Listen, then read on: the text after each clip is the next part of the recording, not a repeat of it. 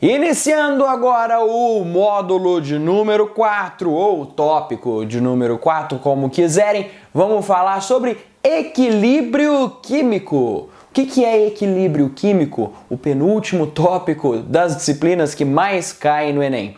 Bom, equilíbrio químico é o seguinte, primeiro eu vou demonstrar para vocês através de uma analogia com pecinhas de Lego. Sempre, pecinhas de Lego para descrever a química é uma das melhores coisas que tem.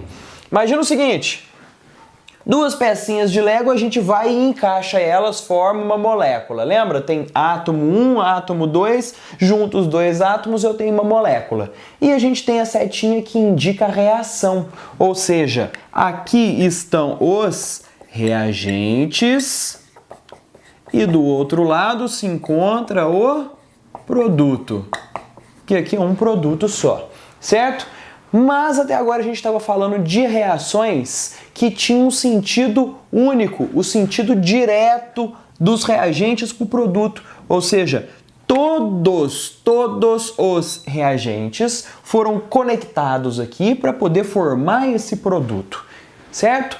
De uma maneira semelhante na química, a gente pode tratar como uma dissociação de um ácido. Como assim? Uma ionização de um ácido.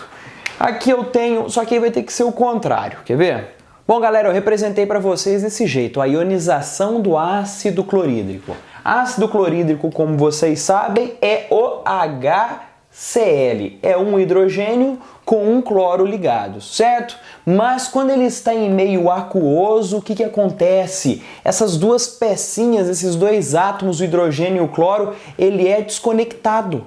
As duas pecinhas são desconectadas, aliás, entre si, por quê? Porque a água faz isso, ela se intromete no meio dos dois ali e empurra um para cada lado.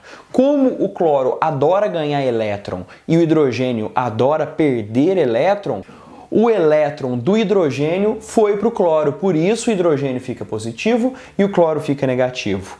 Esse daqui é um exemplo que eu estou passando para vocês que ocorre de maneira total. Por que eu coloquei a setinha ao inverso aqui? De maneira inversa. Para vocês acostumarem com a ideia de que às vezes os reagentes podem estar desse lado aqui e os produtos podem estar desse lado aqui. Não precisa sempre ser aquela mesma coisinha de reagente para um lado e produto para o lado de lá, certo? Vamos inverter um pouco a ordem aqui.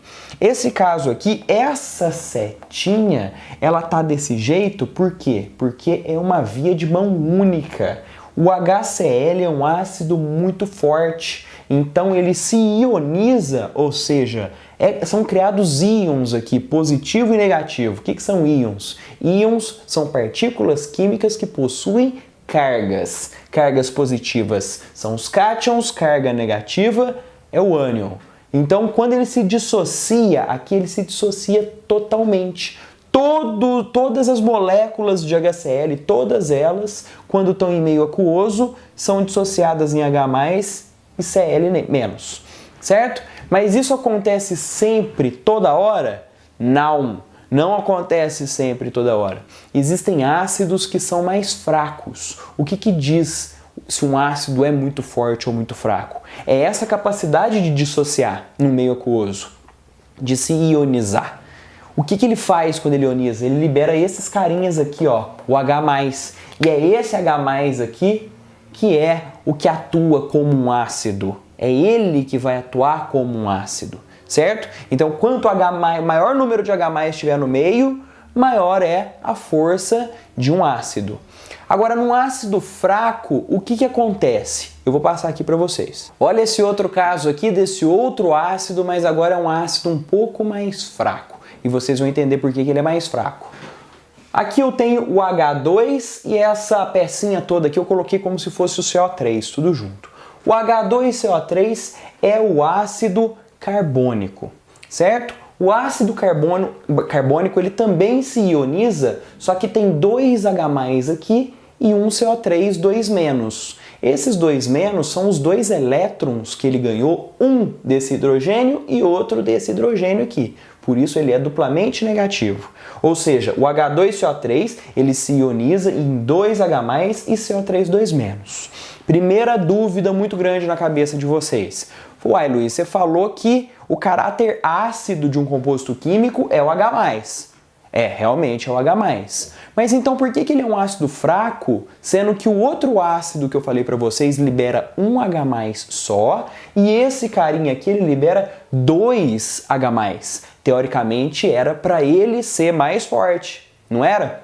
Vocês sabem por que isso não acontece? Porque lembra que eu falei para vocês que o HCl ele se dissocia, ele quebra aquela molécula, ele se ioniza, a palavra certa é ionizar, ele se ioniza totalmente, ou quase, com 99,9% totalmente. Então o que acontece? Todos esses H+ estão presentes ali no meio proveniente do HCl. Mas esse carinha aqui, ó, ele não se dissocia totalmente. O que acontece no processo de ionização do H2CO3? Uma parte tá, logicamente, tá tudo coladinho aqui na forma de H2CO3, tudo juntinho. Uma parcela tá se ionizando e com isso gerando o caráter ácido que é dado pelo H+. Perfeito? Só que esse ácido, olha que sem vergonha que ele se junta novamente, essas pecinhas elas juntam e dão origem ao H2CO3 juntas de novo. É como se eles estivessem com saudade. Eles vão e se conectam de novo e se transformam em H2CO3 tudo juntinho. E esse H2CO3, de novo, eles ficam muito tempo junto, eles enjoam um do outro. De novo, quando eles enjoam um do outro, eles se ionizam e vai cada um para um lado. H+ para um lado, H+ para um lado e CO3 2- para o outro lado. Só que isso vira um ciclo. Por quê? Porque eles ficam com saudade um do outro de novo e se juntam. Então, vocês percebem que o que está acontecendo aqui é a ionização, aí depois eles se juntam e voltam depois ao composto molecular, e depois eles se separam e ionizam de novo. Então, essa reação não é uma reação de mão única, é uma reação reversível. Entenderam? É uma reação de duplo sentido, o sentido direto e o sentido inverso. É a ionização e a junção, de novo, desses átomos aqui para poder formar a minha molécula de H2CO3. Então, embaixo é a mesma coisa. Antes estava na forma de H2CO3 e esses carinhas aqui se juntaram novamente e voltaram a essa forma aqui. Então, o que seria o equilíbrio químico? Primeira coisa muito errada que a maioria de vocês pensa. Equilíbrio químico não é quando eu tenho a mesma quantidade ionizada e a mesma quantidade de forma molecular juntinha, tudo ligado. Não é. Não precisa ser assim. O que acontece? Quando está começando a ionizar, eu tenho uma certa velocidade. Todas as moléculas estão juntinhas. Aí elas começam a se separar, a querer se separar. E isso demora um certo tempo. A velocidade de reação está lenta. A velocidade que eles estão se ionizando é menor, porque está começando a reação naquele momento, certo? Mas aí passa um tempo que essa velocidade vai ficando cada vez maior, cada vez maior, cada vez maior, e eu tenho esses carinhas aqui. Só que esses carinhas também vão se juntar para formar este daqui. Então, eu também tenho uma certa velocidade para poder voltar. Então são duas velocidades de reação aí, coloquem na cabeça de vocês. É a velocidade em que esse composto se desfragmenta e a velocidade que esses carinhas se juntam e formam esse composto de novo. Então quando as duas velocidades são iguais, que eu tenho um equilíbrio químico. Entenderam?